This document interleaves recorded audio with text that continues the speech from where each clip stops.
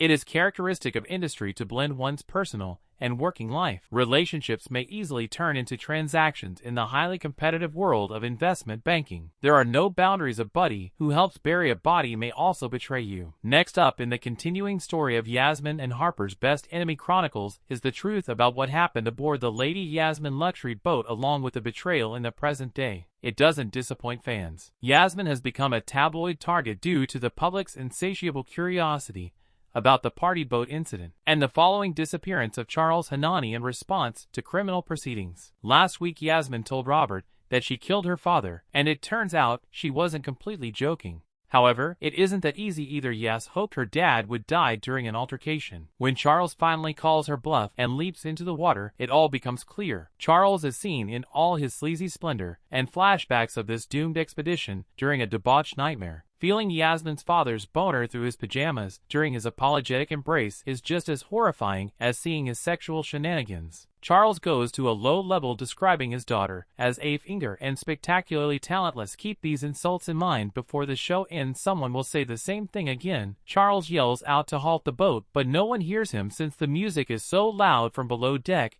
As Yasmin stands still, he yells out, "Ave, help me." Another time, she reaches for the life belt just as Charles vanishes from sight. Harper finds Yasmin in her cabin, and she is in a state of shock, which is normal. Taking care of it becomes Harper's default mode immediately. Harper is the kind of woman you want by your side in a time of need, regardless of what has happened in the past. Yasmin committed a major blunder by failing to inform the captain about the guy overboard, regardless of whether she may face charges. Harper, who can think of an alibi on the spot, would be a great friend to Yes, so long as a professional time bomb doesn't go off in their midst. Harper wants to make use of her newfound knowledge that Pierrot is massively ruined without letting on that she overheard Yasmin and Sweet Bee's conversation in the restroom. As Yasmin navigates the complex emotions of guilt and sadness following her father's death being discovered, Harper informs Petra about the rumors founding an investment bank that is struggling to repay loans while dealing with losses from ESG firms that have fallen out of favor. Harper advises finishing with Pierpoint, her ex-employer, in order to conceal her tracks. There ought to be a toxic BFF's Hall of Fame for Harper and YZ on television. Petra is completely on board with the plot to demolish Pierpoint, despite Harper's concerns about Yas being involved. Petra begins by saying to her spouse friendship and contempt are just two sides of the same coin. She then goes on to say that Yas is comically st at her job. This agreement may arise later on, when Harper finds out that Petra set up a meeting between Yas and Petra. Describing Yas as the least inquisitive salesperson in the Northern Hemisphere, the two men have fundamental philosophical disagreements. By expressing a desire to be more vulnerable with each other, Harper fully embraces the Gen Z mindset. Because the idea of this makes Petra sick to her stomach, she decides to enter the reality competition with the not here to make friends attitude. We work together. Yasmin used to work for you. Yas tries to establish boundaries with her boss Eric, who is important to Petra. Yas interrupts Eric midway through his awkward pass and shames him for his pitiful effort as he downs mini martinis with a blue steak meal. Eric proves her point when she leaves by having the most tragic wank in the men's room. At the workplace, Eric could have prevented the disastrous meeting where Yas essentially hands Petra and Harper the tools to defeat Pierpoint if he had been able to put his ego aside. On the contrary, upon discovering Yaz's actions, Eric explodes in anger. When he sees Harper, who was once his student, he confronts her and calls her a little F and CT. Harper treats everyone as property, including the only girl fool enough to call you a friend, as Eric points out. Trying to be morally superior is a little much. Really, just before Eric phones Yes to warn her not to come to work tomorrow or any day after that due to the list she provided Harper and Petra. These words of war serve as a warm-up performance. Your friend cheated on you. Eric says this parting sentiment stinks. If Eric can't have you romantically, then neither can Harper platonically. It's partly due to pressure from higher-ups, but it's also influenced by the tabloid focus on Yes. Also, the industry's unwavering faith in continuing the tale and its thoughtful examination of past events have propelled it to unprecedented heights. Consider the heated argument that breaks out between Harper and Yas at the episode's conclusion. It delves into their innermost fears and hidden truths. Their heated debates from season 1 continue here, culminating in a second season finale in which they finally make up. You played broken really well, but to be honest, you're just a bit of a CTR. Yes had told Harper that before. This is the second instance in which Harper has thrown Yas privilege to her. You take pleasure in my shame, Yasmin says, implying that Harper isn't the girl who loved and protected her on the boat. You take pleasure in the suffering of others. You are nourished by it, and Myala land every gut punch comment to underline their rough background. Making therapy speak like narcissism and inferiority complex is compelling like never before. Harper echoing Yaz's father claims that Yas vacillates between victim and sex object depending on her mood. You are inner talentless and useless, Harper say. We must be watching completely different shows if our jaws aren't dropping. The episode ends with happy times when they trade slaps, with Y hitting first. Even though Y was attempting to remain composed following her dad's swan dive, the two of them will never be as close as when Yas made an indecent joke and Charles drank it. Harper caresses Yasmin's back, and for a while,